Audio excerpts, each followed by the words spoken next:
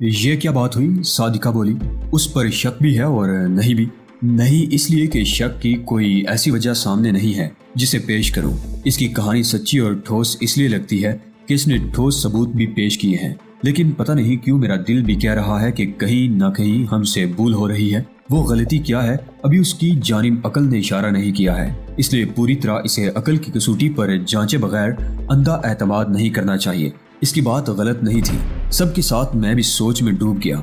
यकायक मेरे दिमाग में एक नया पहलू उभरा और मैंने उसे उठाकर कहा, सुहेल ने सबसे धमाकेदार बात ये बताई है कि शेर खान उस्मानी है। अगर हम ये पता लगा लें कि वाकई वो शेर खान है तो सुहेल सच्चा है, और अगर शेर खान कोई दूसरा है तो समझ लो सुहेल एक बहुत बड़ा शातिर और साजिशी है। बिल्कुल सही लाइन पर हो। आसिफा ने तारीफी नजरों से मुझे देखा। तो शेर खान की असलियत मालूम करने के लिए कौन सी चाल चली जाए? कमाल ने कहा, मैं सोच चुकी हूँ। आसिफा की मुस्कुराहट गहरी हो गई। हम भी सुने। राबेल कहानी के अहम मोड़ पर पहुंचा था कि बैरे ने आकर कहा, साहिब अब आप लोग अपने कमरे में चले जाएं, लाइट बंद की जाएगी। लाजिम के बैरे का हुक्म था, हमें मानना पड़ा। हम उठकर कमरे में आ गए। कमरे में पहुंचते ही बिस्तर पर डैस आ गया। राबेल भी अपने बिस्तर पर जा लेटा। यक कमरे की तमाम लाइट्स बुझ गईं और खुद ही नाइट बल्ब जल उठे। मैं समझ गया कि सिस्टम कहीं बाहर है। बिल में कमी के लिए ऐसा इंतजाम किया गया होगा। लाइट बंद होने के बाद नींद खुद ब खुद आंखों में उतर आई। फिर एहसास ही नहीं हुआ कि कब मैं सो गया। सुबह आंख खुली तो खाला जाग रही थी। शायद उन्हें नींद ही नहीं आई थी। मुझे उठते देखकर वो बोली, देखो इसे कहते हैं शहर। कितना सवेरे सब जाग जाते हैं। एक कराची के लोग हैं कि 10 बजे से पहले उठते ही नहीं। नाश्ता वगैरह से फारिग होते होते 8 बज गए। 9 बजे हमने होटल छोड़ दिया। साइकिल रिक्शा पर सवार होकर हम स्टेशन के लिए निकल पड़े।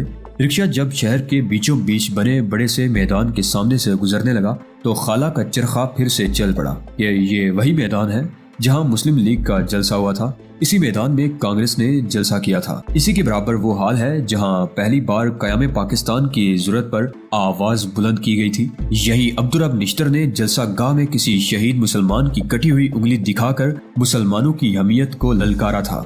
जैसे तैसे हम उनकी तारीख दानी सुनते सुनते स्टेशन पर पहुंचे।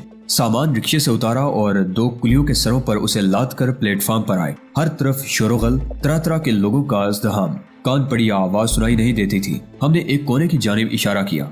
कुली ने सामान उतार कर रख दिया। हम सब वहीं पे चादर बिछा कर बैठ गए। बराबर में ही बुरके में मलबूस एक औरत और 2 जवान लड़कियां बैठी थी। वो हमें देखकर खुसर फुसर कर रही थी। उनमें 2 जवान लड़कियां और एक बूढ़ी खातून थी। उनके साथ एक 16-17 साल का लड़का भी था जो कभी उनके लिए पानी लाता और कभी बुने चने तो कभी अनानास का पूरा टुकड़ा। वक्त गुजरता रहा और 12 बज गए, मगर ट्रेन को ना आना था ना आई। हमने अब तक दोपहर का खाना नहीं खाया था। भूख मुझे भी लग रही थी पर हिम्मत नहीं हो रही थी कि सबको अकेले सारे सामान के साथ छोड़कर स्टेशन की दुकान से कुछ लेकर आऊं। अभी मैं ये सोच रहा था कि वो खातून खिसक कर खाला के करीब आ गई और इंतहाई अपनायत से बोली, बहन आप कहाँ जाएंगी? वो तो जैसे खिल उठी और खुश होते हुए बोली, बहन मैं पाकिस्तान से आई हूँ और बागलपुर जाना है। वहाँ एक कस्बा है सबोर, वहीं मेरे भाई के बच्चे और बहुत से रिश्तेदार रहते हैं। अच्छा, बड़ी खुशी हुई आपसे मिलकर। मैं भी बागलपुर जा रही हूँ। वो निहायत गर्मजोशी से खाला का हाथ दबाती हुई बोली, ये आपकी बेटी है? उन्होंने सलमा की तरफ इशारा किया। नहीं मेरी बहू है, लेकिन मैं इसे सगी बेटियों जैसा चाहती हूँ। उन्होंने प्यार से सलमा की तरफ देखते हुए कहा।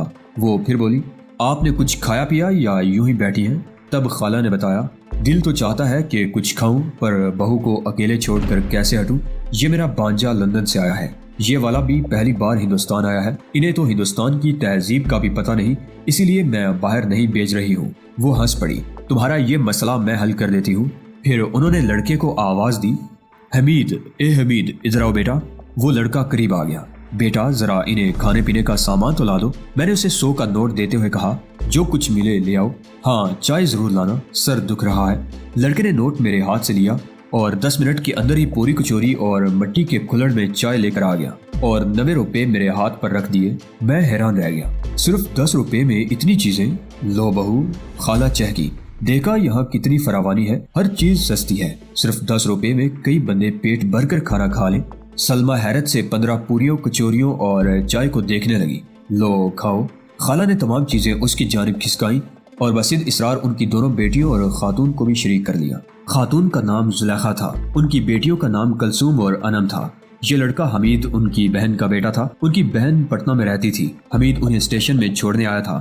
ہم سب کھانے کے درمیان خوش گپیاں بھی کر رہے تھے۔ زلیخا بیگم ایک زندہ دل عورت تھی۔ ان کے شوہر کا انتقال ہو چکا تھا۔ بڑی عسرت بری زندگی گزار رہی تھی۔ پاکستان سے بڑی عقیدت رکھتی تھی۔ کرید کر پاکستان کے بارے میں پوچھ رہی تھی، جبکہ میں ہندوستان کے بارے میں سننا چاہتا تھا، یہاں کی تبدیلیوں سے آگاہ ہونا چاہتا تھا۔ ان کی لڑکیاں بھی سلمہ سے پاکستان کے بارے میں معلومات لے رہی تھی۔ سلمہ اکتا کر بولی، دور کے ڈھول سہانے، وہاں اتنی مہنگائی ہے کہ آپ اندازہ نہیں کر سکتی۔ ہاں اور کیا؟ خالہ نے بات اچک لی۔ 100 کا نوٹ موا 1 کے برابر، جیسے نکالو فوراً خرچ۔ اتنے بد اخلاق لوگ کے توبہ۔ پڑوسی کو پڑوسی کی خبر نہیں، بھلے ہی کوئی مار کر ڈال جائے لیکن وہ مدد کو نہ آئیں گے۔ ایسے متکبر اور بد دماغ لوگ ہیں کہ اللہ کی پناہ۔ انہوں نے کانوں کو ہاتھ لگایا۔ وہ سب انہیں حیرت سے دیکھنے لگی، گویا ان کو خالہ کی بات کا یقین آیا ہو۔ بہن، اچھے برے لوگ ہر جگہ ہیں، یہاں خود ہندوستان میں مسلمانوں کو کون سا سکھ ہے؟ ہمارا تو جینا دوبر ہے۔ اس قدر تعصب ہے کہ ہم اپنی جان سے بیزار ہیں۔ جوان لڑکیوں کا ساتھ ہے، رات بھر جاگتے گزرتی ہے۔ وہ یاس بھرے لہجے میں بولی، ہر علاقے، ہر گاؤں قصبوں میں یہی حالت ہے۔ ہماری بدقسمتی کہ ہم پاکستان نہ جا سکے۔ کاش ہمارے بزرگوں کو عقل ہوتی تو آج ہم بھی اسلامی ملک پاکستان میں جا بیٹھے ہوتے۔ مسلمانوں کو ڈنگ کی نوکری ملتی ہے، نہ کوئی عزت تف ہے ایسی زندگی پر۔ وہ سخت دل گرفتہ ہو گئی تھی۔ خالہ اندر ہی اندر تپ گئی۔ نہ شکری نہ کریں، کم از کم اپنے رشتہ داروں کے درمیان تو رہ رہی ہیں۔ ہمیں دیکھیں، ہم اپنوں کو دیکھنے کو بھی ترس گئے ہیں۔ بزرگوں کی قبروں پر فاتحہ تک نہیں پڑھ سکتے۔ اسی وقت حمید آ گیا۔ خالہ دانا پور فاسٹ پیسنجر کا کچھ پتہ نہیں کب آئے، آپ کو انتظار کرنا پڑے گا۔ لو اور مصیبت، زلیخا بڑبڑائی۔ میں بھی کوفت محسوس کرنے لگا تھا۔ 1 بجے گاڑی آئی، ہم لوگ جلدی سوار ہوئے۔ حمید ہمیں سوار کر کے اپنے گھر چلا گیا۔ زلیخا کی نظریں دور تک اس کی بلائیں لیتی رہی۔ ہمیں بڑی اچھی جگہ ملی تھی، بالکل کھڑکی کے پاس۔ زلیخا کے سامنے خالہ بیٹھ گئی اور اس کی دونوں بیٹیاں دوسری کھڑکی کے پاس۔ گاڑی پٹنہ جنکشن سے روانہ ہوئی۔ سلمہ بولی، خالہ کیا آپ پاکستان جانے سے پہلے اسی راستے آتی جاتی تھی؟ وہ خوش ہو کر بولی، ہاں بیٹی، جیسے جیسے گاڑی چلے گی میں تمہیں یہاں کے علاقوں سے آگاہ کرتی جاؤں گی۔ زلیخا ہنس کر بولی، ارے اتنی پرانی باتیں کیا آپ کو اب بھی یاد ہیں؟ خالہ افسردہ ہو گئی۔ لو بلا، میری روح تو یہیں پر تھی۔ خالی جسم کا پنجر پاکستان میں تھا، جب دل ہی مر جائے تو خالی پنجر کس کام کا۔ گاڑی آہستہ آگے بڑھنے لگی۔ میں نے زلیخا کی وجہ سے الٹی طرح کی سیٹ منتخب کی تھی۔ میرے ساتھ رابیل آ گیا تھا۔ ہم آمنے سامنے کی سیٹ پر بیٹھے کہ رابیل نے کہا، اس طرف بیٹھنے کا ایک فائدہ یہ ہے کہ خالہ کی بک بک سے نجات رہے گی۔ اس کے انداز کلام پر میں مسکرا اٹھا اور بولا، ایسا کرو تم اپنی بک بک شروع کر دو۔ رابیل بھی ہنس پڑا اور اس نے کہا، تو سنیں، ہم سب رات کے اندھیرے میں آصفہ کے کمرے میں میٹنگ کر رہے تھے۔ آصفہ نے سب کو اپنی طرف دیکھتے پا کر کہا، سہیل نے عہدہ واپس پانے کے لیے ہماری مدد مانگی ہے۔ میں عہدے کی واپسی کے لیے ایک منصوبہ بناؤں گی۔ اس منصوبے کی ایک خوبی یہ ہوگی کہ اسے عہدہ بعد میں ملے گا، پہلے ہمیں پتا چلے گا کہ شیر خان کون ہے۔ وہ منصوبہ بھی بتا دو۔ شگفتہ بولی، صبح بتاؤں گی، اب تم لوگ جا کر سو جاؤ اور تم، اس نے میری جانب اشارہ کیا، واپسی کے وقت سہیل انکل کا دروازہ کھول دینا۔ صبح فریج سے کھانے کی اشیاء نکال کر سہیل نے دی۔ آصفہ اور شگفتہ نے مل کر جلدی ناشتہ تیار کیا۔ ناشتے کی ٹیبل پر ہم سب ساتھ بیٹھے تھے کہ سہیل نے پوچھا، کیوں تم لوگوں نے کچھ سوچا؟ جی ہاں، آصفہ نے کہا، اپنی سکیم بتانے سے پہلے میں چند سوال کروں گی۔ پوچھو۔ آپ اس بات سے باخبر ہیں کہ نجمہ آواز کی نقل میں سب سے آگے ہے؟ کیا اس کے ذریعے آپ اپنے گروہ پر قبضہ نہیں کر سکتے؟ صرف شیر خان کی آواز سے کام نہیں چل سکتا۔ شیر خان کا میک اپ کر کے میں مائک کے سامنے کھڑا ہوتا تھا۔ شیشے کی دوسری جانب بیٹھے تمام ممبران کی نگاہیں میرا احاطہ کیے رہتی تھی۔ میں اگر نجمہ کے سر پر سفید بالوں کا وگ لگا دوں، سفید داڑھی مونچھے بھی لگا دوں اور سفید کوٹ میں اسے مائک کے سامنے کھڑا کر دوں، پھر بھی ممبران کو یقین نہیں آئے گا۔ اس لیے نہیں آئے گا کہ نجمہ کے قد کاٹ میں زمین آسمان کا فرق ہے۔ آصفہ نے سر جھکا لیا اور سوچنے لگی۔ کچھ دیر بعد اس نے سوال کیا، اشفاق کیسا آدمی ہے؟ یعنی وہ سنڈیکیٹ کا وفادار ہے یا شیر خان کا؟ سنڈیکیٹ کا۔ اتنی جلدی نہیں، اچھی طرح سوچ لیجئے۔ اسی سوال پر میرے منصوبے کی بنیاد ہے۔ آپ ہی کے مطابق وہ عثمانی کے کافی قریب ہے، کہیں ایسا نہ ہو کہ وہ سنڈیکیٹ کے بجائے عثمانی کا وفادار ہو۔ میں اشفاق کو عثمانی سے بہتر جانتا ہوں، سہیل نے ٹھہرے ہوئے لہجے میں کہا۔ وہ اس وقت عثمانی کے لیے جان دے سکتا ہے جب تک اسے یہ یقین ہے کہ عثمانی ہی شیر خان ہے۔ ٹھیک اسی طرح وہ عثمانی کی جان لے لے گا جس وقت یہ یقین ہو جائے گا کہ وہ شیر خان نہیں ہے۔ آپ کا کیا خیال ہے؟ کیا عثمانی نے آپ کے خط کے بارے میں اشفاق سے بات کی ہوگی؟ اس بارے میں یقین سے کچھ نہیں کہہ سکتا۔ کیوں؟ عثمانی بہت چالاک ہے، وہ مقابل کو اتنا ہی بتاتا ہے جتنا بتانے میں اسے فائدہ ہے۔ اگر خط کے بارے میں اشفاق کو بتانے سے اسے اپنا کوئی فائدہ نظر آئے گا تو ضرور بتائے گا۔ آپ کے پاس اس کا فون نمبر ہے مگر فائدہ؟ میں چاہتی ہوں کہ اسے گڑبڑ کا احساس ہو جائے، لیکن یہ جاننا کیسے ممکن ہے؟ ناممکن کو ممکن میں بناؤں گی۔ آپ نمبر دیجئے۔ سہیل نے نمبر دے دیا۔ نجمہ تم شیر خان کی ایسی باری آواز نکالو کہ سہیل کو یقین آ جائے۔ آصفہ نے کہا میں شیر خان بول رہا ہوں۔ نجمہ نے باری آواز میں کہا، کچھ اور باری آواز میں قبائلی لہجہ ہونا چاہیے۔ سہیل نے کہا۔ 2-3 بار کے بعد سہیل نے اس بات میں سر ہلا دیا۔ آصفہ نے پیغام لکھ کر اس کے سامنے بڑھا دیا۔ نجمہ نے نمبر ملایا، پھر بولی اشفاق میں شیر خان بول رہا ہوں۔ آپ سر کوئی خاص بات ہے کیا؟ اسی وقت ہیڈ کوارٹر پہنچو، مجھے خیر خواہ کا خط ملا ہے۔ خیر خواہ کا خط؟ اشفاق کی حیرت بھری آواز سنائی دی۔ مگر اس خط کے بارے میں آپ بتا چکے ہیں سر۔ میں پہلے نہیں دوسرے خط کی بات کر رہا ہوں، فوراً ہیڈ کوارٹر پہنچو۔ میں پہنچ رہا ہوں سر۔ اس نے سلسلہ منقطع کر دیا۔ وقت کم ہے، تم اس کے گھر پہنچ جاؤ، سہیل پہنچا دیں گے۔ آصفہ نے مجھ سے کہا لیکن پولیس میری تلاش میں ہوگی، جیل سے فرار کی خبر ہر تھانے میں پہنچا دی گئی ہوگی۔ 1 منٹ سے بھی کم وقت میں اپنے سر کو کمال سے منڈوا لو۔ پھر آصفہ نے سہیل کی جانب مڑ کر کہا انکل کینچی اور سیفٹی ریزر ہو تو دیجیے، ابھی لایا، کہہ کر وہ باہر نکل گئے۔ کچھ دیر بعد لوٹے تو ان کے ہاتھ میں کپڑے کاٹنے والی کینچی تھی اور ایک سیفٹی ریزر تھا۔ واش روم میں لے جا کر اپنا کام شروع کر دو، آصفہ نے کمال کو حکم دیا۔ جب میں باہر نکلا تو سر مڑا ہوا تھا۔ انکل اپنی نکلی داڑھی اسے لگا دیں اور چشمہ دے دیں۔ آصفہ کے حکم پر انہوں نے میرے چہرے پر داڑھی چپکا دی۔ میں نے آئینے میں اپنا چہرہ دیکھا۔ چشمہ لگانے کے بعد میرا حلیہ مکمل طور پر بدل گیا۔ میرے دوست بھی دیکھ کر نہ پہچان پاتے، اتنی خوبصورتی سے داڑھی چپکائی گئی تھی کہ کسی رخ سے بھی نکلی نہیں لگ رہی تھی۔ چلو بھائی دیر ہو رہی ہے۔ سہیل نے باہر کی جانب قدم بڑھا دی۔ سہیل کی ڈرائیونگ قابل تعریف تھی۔ کچھ ہی دیر میں ہم اشفاق کے گھر پہنچ گئے۔ ابھی تک وہ نکلا نہیں ہے۔ سہیل نے ایک بنگلے کی جانب اشارہ کرتے ہوئے کہا وہ اس کی کار کھڑی ہے۔ سہیل کی کار سے نکل کر میں اشفاق کی کار کے نزدیک پہنچا۔ اتفاق تھا کہ کار لاک نہیں تھی۔ میں نے پچھلا دروازہ کھولا اور پائیدان پر لیٹ گیا۔ کچھ دیر بعد کار کا دروازہ پھر کھلا، اگنیشن میں چابی گھومی، انجن گھرایا اور پھر کار چل پڑی۔ کچھ دیر بعد میں اٹھ کر بیٹھ گیا، پھر پستول کی نال کو اس کی گردن پر رکھ کر گھرایا۔ کار موڑ لو۔ کون ہو تم؟ وہ ہکلایا۔ تمہاری موت، جدھر میں کہہ رہا ہوں ادھر موڑو۔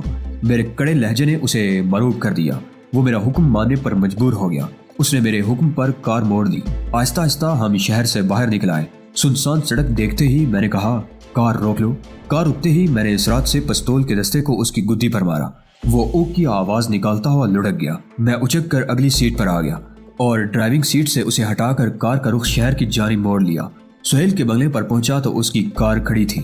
میں اشفاق کو کندھے پر لاد کر اندر لے گیا۔ وہ سب میرے منتظر تھے۔ میں نے اشفاق کو کرسی پر بٹھا کر رسی سے باندھ دیا۔ نجمہ دوڑ کر پانی سے بھرا جگ لے آئی۔ میں نے اشفاق کے چہرے پر پانی کے چھینٹے مارے۔ وہ کچھ دیر کی کوشش کے بعد ہوش میں آیا۔ اس نے آنکھیں کھولتے ہی سوال کیا تم لوگ کون ہو؟ ہم وہی ہیں جس کی خاطر سنڈیکیٹ نے جیل کی دیواریں توڑنا چاہی تھی۔ تم لوگ غلط ہاتھوں میں پڑ گئے ہو۔ تمہارے لیے سنڈیکیٹ کے پاس ایک ایسا منصوبہ ہے جو تمہیں راتوں رات جرائم کی دنیا کی بلندی پر پہنچا دے گا۔ یاد رکھو سنڈیکیٹ اگر مدد نہ دیتی تو تم سب کبھی بھی جیل سے فرار نہ ہو سکتے۔ آصفہ نے نزدیک پہنچ کر نرم لہجے میں پوچھا سنڈیکیٹ نے ہمارے لیے کیسا منصوبہ سوچ رکھا ہے؟ اشفاق نے افیون کی کھیتی سے شروع ہو کر مافیا کا صفایا کرنے تک کا منصوبہ سمجھا دیا۔ اس کی بات ختم ہوتے ہی آصفہ نے مڑ کر مجھ سے کہا یہ تو وہی گا رہا ہے جو خیر خواہ گاتا رہا ہے، اس لیے ایکشن نمبر 2 اپناؤ۔ میں نے سرات سے اپنا رخ سہیل کی جانب پھیرا اور بولا انکل ہم اشفاق سے کچھ خفیہ بات پوچھنا چاہتے ہیں، پلیز آپ باہر چلے جائیں۔ ان کے چہرے پر حیرت چھا گئی۔ تب تک کمال ان کی پشت پر پہنچ چکا تھا۔ میں نے مسکرا کر کہا سوری انکل میں مجبور ہوں۔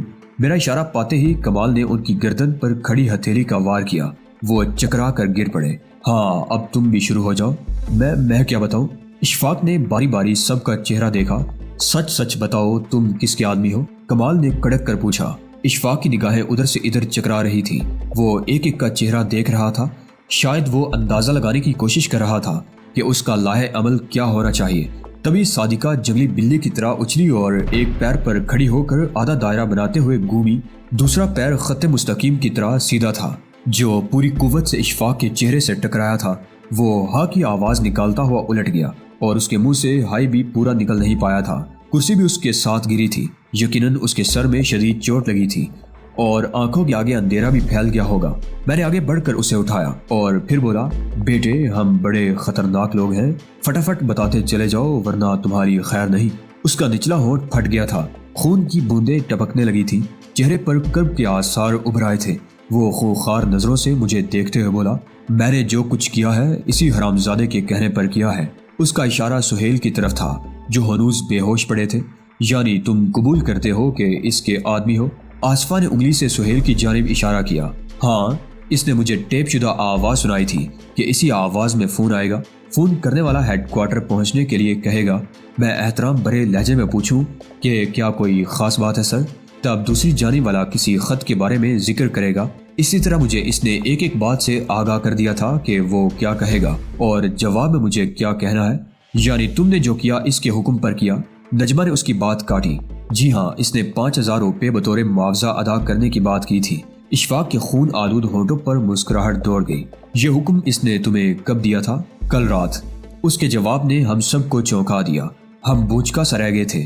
صرف آصفہ کے ہونٹوں پر مسکراہٹ کھیل رہی تھی۔ کمینے جھوٹ بولتا ہے۔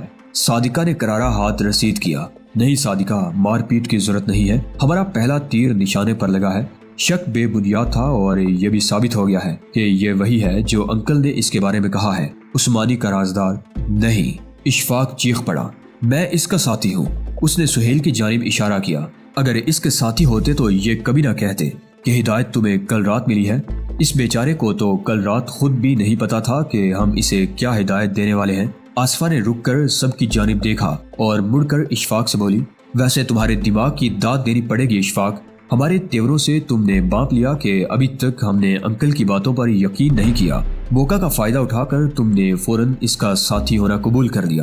اس کی وجہ بھی یہی ہوگی کہ ہمارا شک یقین میں بدل جائے۔ تب تو ہم نے انکل کے ساتھ بہت برا برتاؤ کیا ہے۔ شگفتہ بولی، ہم معافی مانگ لیں گے، تسلی بھی تو ضروری تھی۔ آصفہ نے سمجھایا۔ اب کیا کیا جائے؟ کمال نے پوچھا۔ انتظار، صادقہ نے مسکرا کر کہا۔ ہم سب انکل کے ہوش میں آنے کا انتظار کرنے لگے۔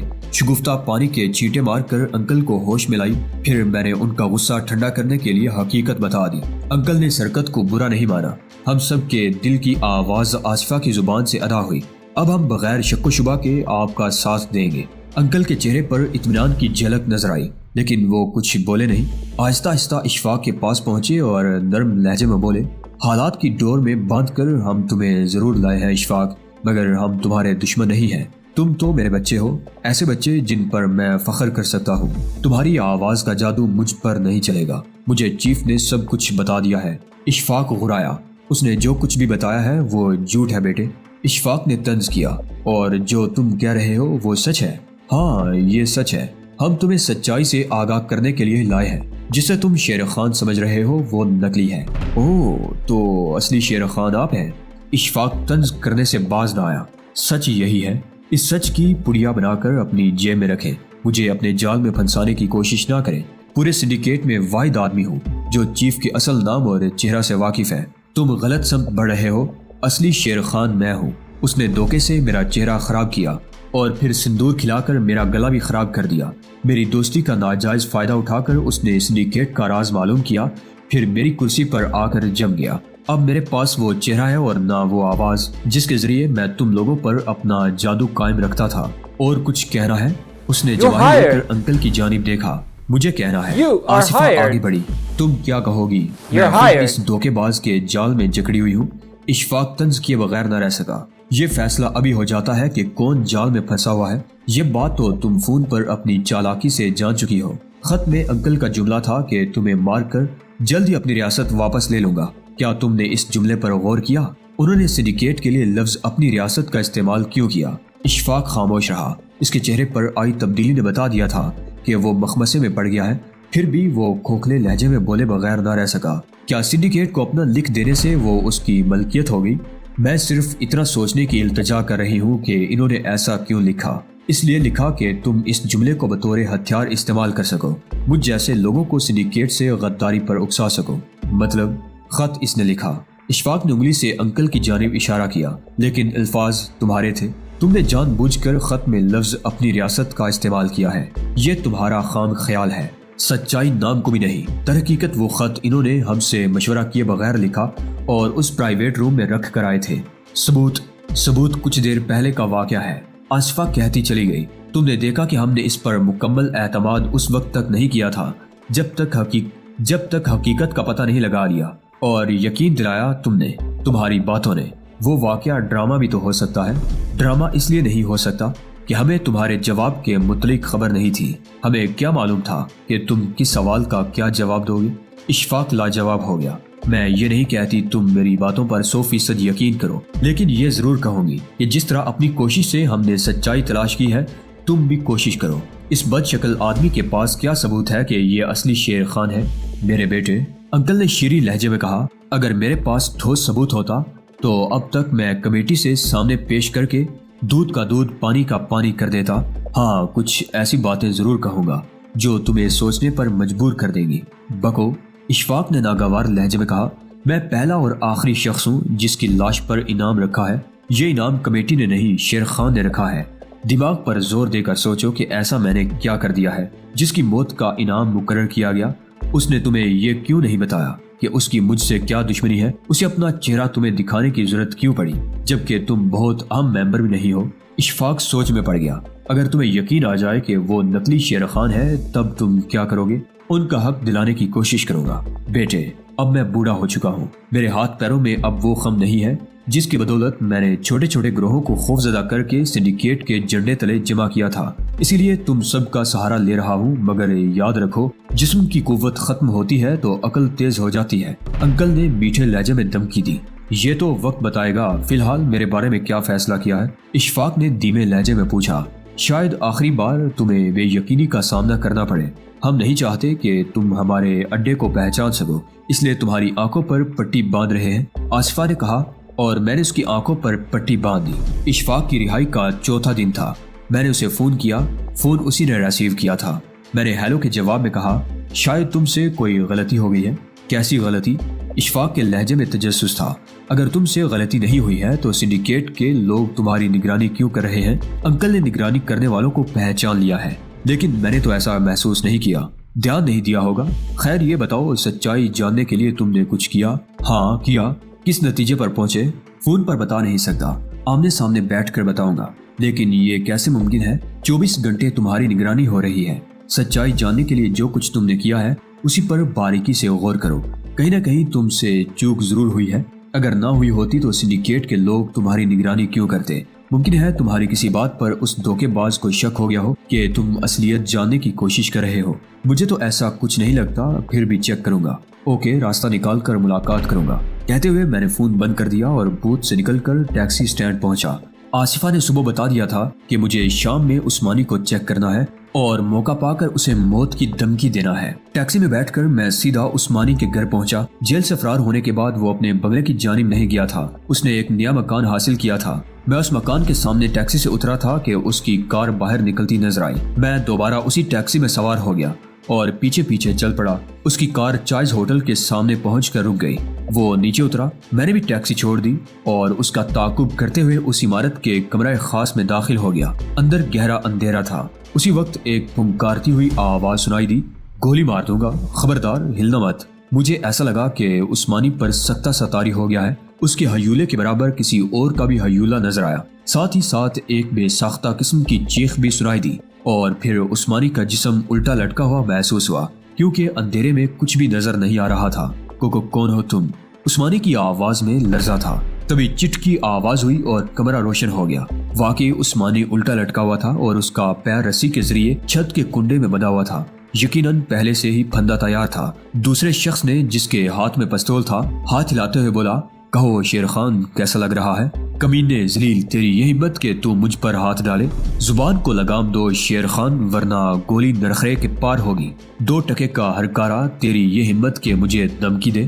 الٹا لٹکنے کے بعد بھی عقل سیدھی نہ ہوئی؟ تجھے اچھی طرح معلوم ہے کہ یہ کمرہ ساؤنڈ پروف ہے، یہاں سے تمہاری چیخ باہر نہیں جائے گی۔ پھر نیچے آج میری ڈیوٹی تھی، صبح تک کوئی بھی نہیں پہنچے گا۔